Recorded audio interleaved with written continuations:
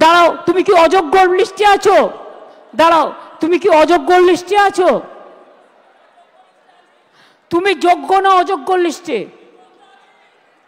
তো যোগ্যদেরটা তো বলে দেওয়া হয়েছে, আবার কি?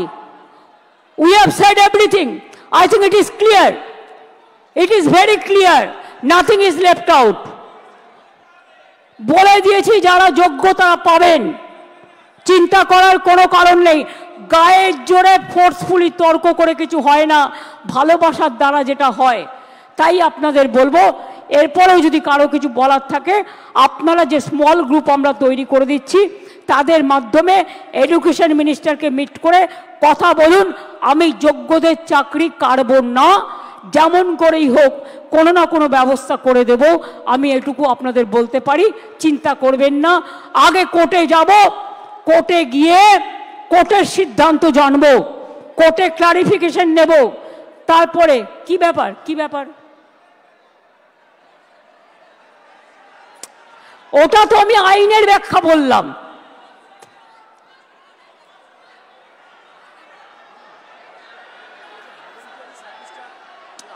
আরে ভলেন্টারিলি বলছি না, শুনুন, আমি কোর্টের ভাষা বলছি।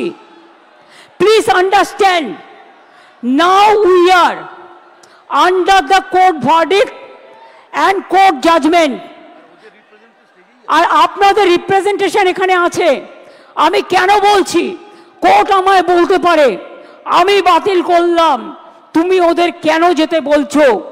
আমি যেতে বলছি এই কারণে যে যে কেউ সার্ভিস দিতে পারে ফর হিউম্যানিটি, তাদের সার্ভিস কেউ কাটতে পারে না। সুতরাং কোর্টের আইন মেনেই যোগ্যদের জন্য ওদের পথ দুটো খোলা আছে। মনে রাখবেন, কোর্টের আইনেই দুটো পথ খোলা আছে। সেই পথ খোলা থেকেই আমরা আপনাদের ব্যবস্থা করে দেব যাতে কেউ চাকরি না হারান। প্লিজ আন্ডারস্ট্যান্ড, আমাদের কোর্টের অর্ডারও মানতে হবে, কোর্টে ক্লারিফিকেশনও চাইতে হবে, রিভিউ পিটিশনও করতে হবে। সেই জন্য বলছি, যতক্ষণ পর্যন্ত রিভিউ পিটিশনটা ক্লিয়ারেন্স না হচ্ছে আপনারা আপনাদের কাজ তো করতে পারেন। কে বাধা দিয়েছে? আপনাদের তো গভর্নমেন্ট থেকে টার্মিনেট লেটার দেয়নি। তো why you are asking me? Don't repeat this question না, এটা আপনার মাইনাস হতে পারে। বুদ্ধি খরচ করুন, বুদ্ধিমানেরা বুদ্ধি খরচ করে, বুদ্ধি খরচ করে কাজ করুন।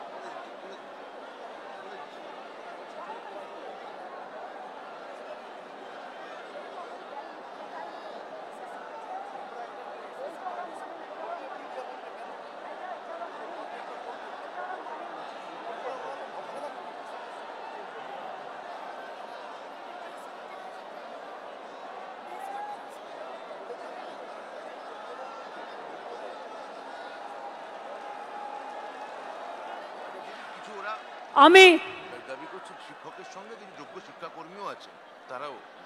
আচ্ছা, যোগ্য শিক্ষাকর্মীও যারা আছেন তাদেরও আমি আলাদা করে দেখছি না, আপনারা আপনাদের কাজ করবেন।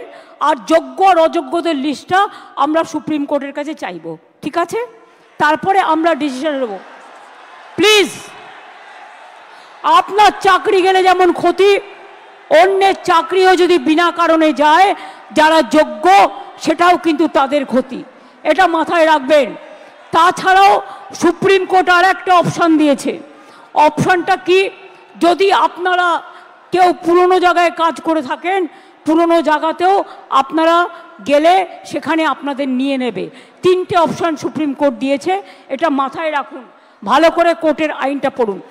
আমি এখন ল অনুযায়ী বললাম, as per law which is possible for me, I clarified. আগে আমাকে যোগ্যদেরটা ঠিক করতে দিন, আগে আমাকে যোগ্যদেরটা ঠিক করতে দিন, তারপরে আমি অন্য কথা বলবো। আমি আবার ডাকবো, আগে যোগ্যদেরটা হয়ে যাক, বাদ বাকি যারা থাকবেন, যাদের অযোগ্য বলা হচ্ছে, তাদের বিরুদ্ধে কি কি এভিডেন্স আছে আমি দেখব। সত্যিই যদি এভিডেন্স প্রমাণিত হয় তারা অযোগ্য, তখন আমার কিছু হয়তো করার থাকবে না ওই ডিপার্টমেন্টে, কিন্তু সেটা নিয়ে আমরা আলোচনা করব পরে। আগে ফার্স্ট ফেজ যোগ্যদেরটা রক্ষা করা, সেকেন্ড ফেজ কাকে অযোগ্য বলেছে, কেন বলেছে, কি কারণে বলেছে, কোন এজেন্সি তদন্ত করেছে, কি কি কাগজপত্র আছে, টোটালটা দেখব। তারপরে তাদের নিয়ে আমি আলাদা করে মিটিং করে আমাদের কথা বলবো। আমার মনে হয় আপনারা নিশ্চিন্তে থাকুন, চিন্তা করবেন না এবং যোগ্য অযোগ্যের মধ্যে গন্ডগোল লাগাবেন না। ভাই ঠিক আছে, ঠিক আছে, যে কেউ অ্যাপ্লিকেশন দিতে পারেন। আমি এটাই বলবো, নিশ্চিন্তভাবে আপনারা বাচ্চাদের শিক্ষা দিন এবং যোগ্যরা যারা আছেন শিক্ষা দিন, শিক্ষিত করুন। বাদবাকি যারা আছেন আমি বলেছি তো পরে কথা বলবো, তাদের সাথেও যখন সুযোগ হবে আমি নিশ্চয়ই তাদের কথা শুনবো। এবং ফার্স্ট আমাকে তদন্তটা করতে দিন, ফার্স্ট আমাদের তদন্তটা করতে দিন। আমরা দেখতে চাই, শুনুন, পথ যখন হারিয়ে যায় নতুন পথ একটা খুঁজে পাওয়া যায়।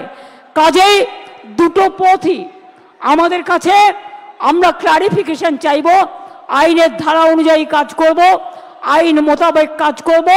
বাট কারো চাকরি যাওয়াটা আমাদের ধর্ম নয়, চাকরি ফিরিয়ে দেওয়াটা, চাকরি করে দেওয়াটা আমাদের ধর্ম।